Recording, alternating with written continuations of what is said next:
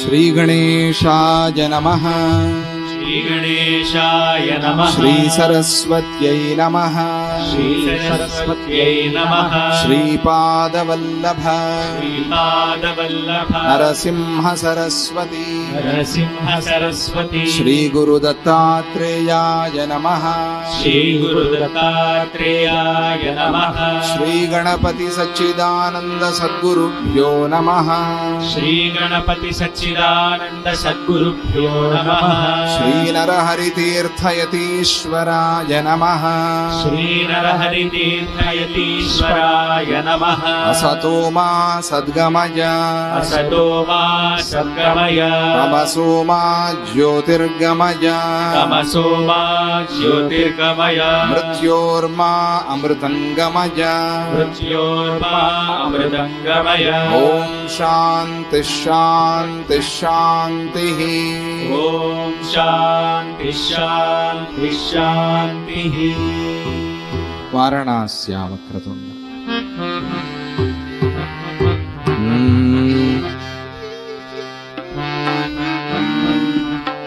वाराणस्यावक्रतुण्ड शूर्पकर्ण पालय।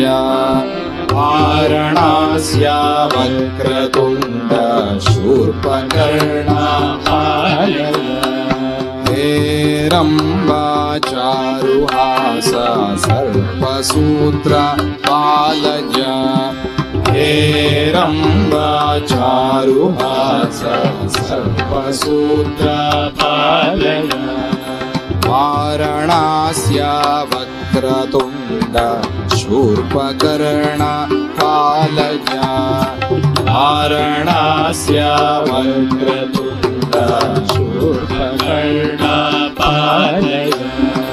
प्रमथनाथ प्रथमवन्द्य प्रमथनाथ प्रथमवन्द्य स्कन्दगुरुवर वरमते स्कन्दगुरुवर वरमते रक्तवसनालम्बजठरा रक्तवसनालम्बजठरा एकदन्ता गणपते एकदन्ता गणपते। वाराणस्यावक्रतुण्ड शूर्पकर्ण पालय। वाराणस्यावक्रतुण्ड शूर्पकर्ण पालय।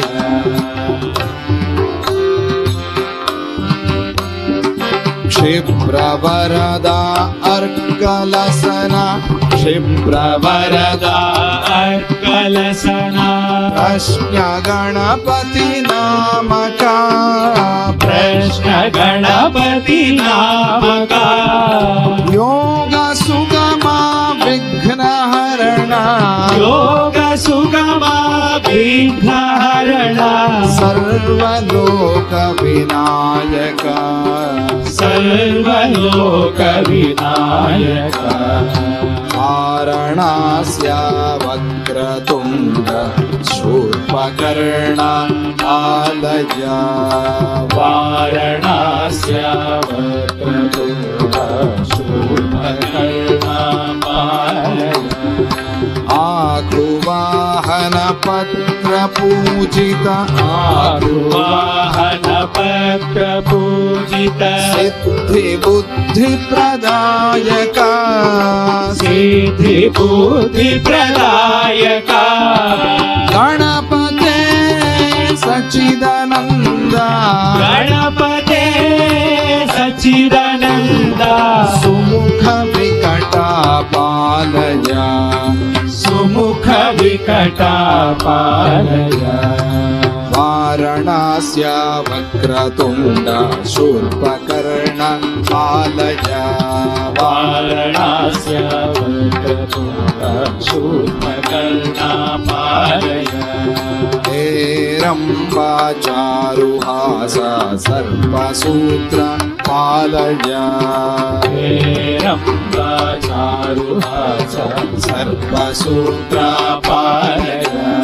सर्पसूत्र पालय।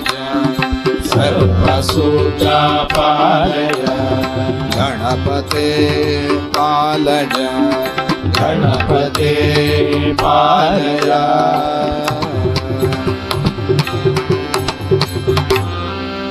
जय बोलो गणपति महाराज की जय। नारायणं नमस्कृत्य नरं चैव नरोत्तमं देवीं सरस्वतीं व्यासं ततो जयमुदीरयेत्। ॐ नमो जैमिनये। నిన్న శిలామోచనం అనే ఆ ఘట్టాన్ని చెప్పుకున్నాం. అది ప్రధానంగా భగవద్గీత మహిమని చెప్పే కథ. దాన్ని జైమిని మహర్షి ఎంత తెలివిగా చేర్చారు చూడండి. అశ్వమేధ యాగం ఇవన్నీ మహాభారతంలో తప్పిపోయాయి అని ఆయన మళ్ళీ ఆ భారతాన్ని రాశారు. ఇవన్నీ అక్కడ చూపించడానికి అవదు. కొన్ని భగవద్గీత సంబంధించిన గీతా మహాత్మ్యం కథలు పద్మపురాణంలో వచ్చాయి. స్వామిజీ వారు మనకి రాగసాగర అప్పుడు చెప్పారు, భగవద్గీతలో కూడా చెప్పారు. ఇది ఇటువంటి కథలు భగవద్గీత యొక్క మహాత్మ్యాన్ని చెప్పే ఒక కథలు. ఆయన సౌభరి మహర్షి ఏమన్నారు, నాయనా అటువంటి నువ్వు వచ్చావు, కృష్ణుడి ఉపదేశాన్ని పొందిన వాడివి నువ్వు, భగవద్గీత చరిత్రలోనే మొట్టమొదటిసారి విన్నవాడివి నువ్వు, నీకంత శక్తి ఉంది, నువ్వు కనుక వెళ్ళి ఆ గుర్రాన్ని తాకావు, గుర్రాన్ని తాకు, మళ్ళీ ఆ శిలని ఒకసారి తాకు. ఆ శిల విడిచిపెట్టలా, గుర్రాన్ని అతుక్కుపోయింది. ఎందుకంటే ఆ శిలకి నీ స్పర్శ కావాలి. అది కదా ఆయన శాపం. శిలకి ఎప్పుడైతే నీ స్పర్శ సోకిందో అప్పుడు ఆ శిల మళ్ళీ చండి, ఎవరు ఆ ఉద్దాలకుడి భార్య, ఆ రూపాన్ని తీసుకుంటుంది అని ఆయన చెప్పారు.